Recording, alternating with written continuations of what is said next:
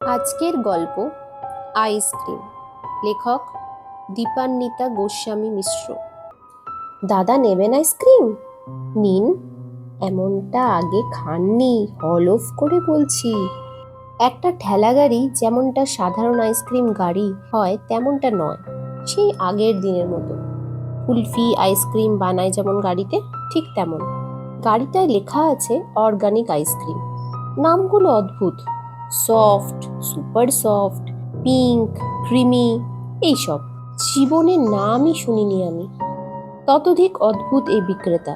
ঝিরঝিরে শরীরে চোখ দুটি জল জ্বলে, ভিতরে প্রবেশ করে যেন সব দেখছে। আইসক্রিম আমি ভীষণ ভালোবাসি, কিন্তু আজকাল সুগারের সমস্যায় খাই কম।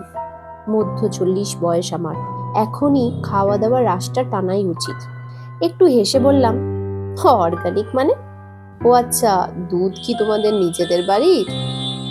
লোকটা তেমনি রিনরিনে গলায় বলল, আগে সবই আমাদের নিজেদের হাতে। নিন খান, জীবনে ভুলতে পারবেন না। এরপরে আমাকেই আপনি খুঁজবেন, বলে ফিচেল হাসি বজায় রাখলো। লোকটার গা দিয়ে আষ্টে গন্ধ, যেন গা গুলানো গন্ধ। এই গরমে খুব স্বাভাবিক সেটা। ভাবলাম, ভেবে দেখলাম নেব না। কে উনি? ওনাকে আমার খুঁজে খেতে হবে। কিন্তু গলাটা চাইছে একটা ঠান্ডা স্পর্শ। বললাম, দাও ভাই একটা। একই ফ্লেভার, মানে স্বাদ? লোকটা বলল, না না, একবার একরকম বানালে আরেকবার সেই রকম ভাবে বানাতে পারিনি এখনো। বাপরে, নাটক। নিলাম একটা সুপার সফট। দুপুরে 1:30 বাজে কাটায় কাটায়। এখন তাপমাত্রা প্রায় 40, কিন্তু পিচের রাস্তার তাপ আর আর্দ্রতা অসম্ভব অস্বস্তিকর পরিবেশ সৃষ্টি করেছে। বৃষ্টির নাম গন্ধ নেই। আমি মশলার হোলসেলের ব্যবসা করি। এদিকের কিছু দোকানে নতুন মাল দিতে এসেছিলাম। ফেরার পথটা বাইকেই এতটা ক্লান্তিকর হবে ভাবিনি।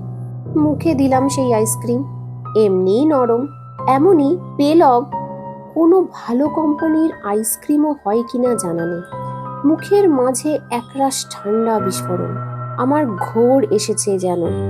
বললাম, তোমাকে তো দেখিনি এই রাস্তায়, কারখানা কোথায় তোমার?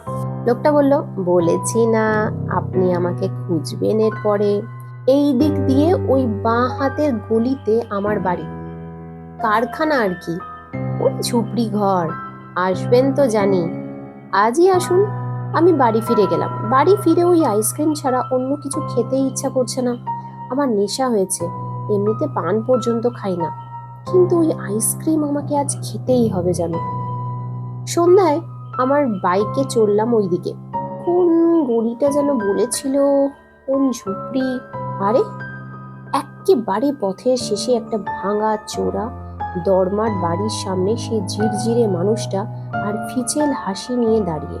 বলল, সুপার সফট খেয়েছেন? জানতাম আজই আসবেন।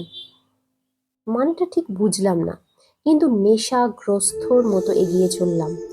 ভিতরটা অসম্ভব ঠান্ডা, যেন মৃত্যু উপত্যকা। একটা মেশিনে কিসের পেশাই চলছে। আমাকে উত্তেজিত হয়ে মানুষটা বলতে লাগলো, এইখানেই তো ফ্যাট আলাদা করি, আপনি মোটা মানুষ, আপনাকে দিয়েই অনেকগুলো সুপার সফট হবে। আমি চেতনা হারিয়ে ফেলেছি।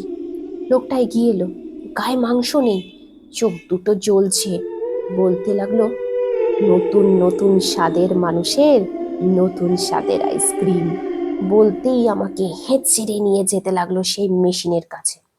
এবার দেখলাম এক জায়গায় জমানো কিছু মানুষের মাথা। হ্যাঁ হ্যাঁ হ্যাঁ, অনেকগুলো মাথা। গন্ধে টেকা দায়। আমাকেও সেই মুহূর্তে এগিয়ে দিল মেশিনের দিকে। বলতে লাগলো, আরো অনেক সুপার সফট আইসক্রিম বানাবো, আরো আরো অনেক মানুষকে খাওয়াবো। আইসক্রিম বেচতাম, বুঝলেন, আইসক্রিম বেচতাম ঠেলাতে করে। কিন্তু কে কে কে কিনতো? কতজনে কিনতো? সবার নাকি নামি আইসক্রিম চাই, নামি ব্র্যান্ডের আইসক্রিম। এইভাবেই একদিন না খেয়ে খেয়ে অসুস্থ হয়ে মরে গেলাম। কেউ এগিয়েও আসেনি, মুখে একটা ফোঁটাও জল দেয়নি আমার। আমি তো তবুও তোমাদের ঠান্ডা খাওয়াচ্ছি, দেখো দেখো। আমার আর বুঝতে অসুবিধা হলো না এরপরে কি হতে চলেছে। পা দুটো এমনই অবশ যে পালানোর শক্তিটুকু হারিয়ে ফেলেছি। আমার চেতনা হারিয়ে গেল।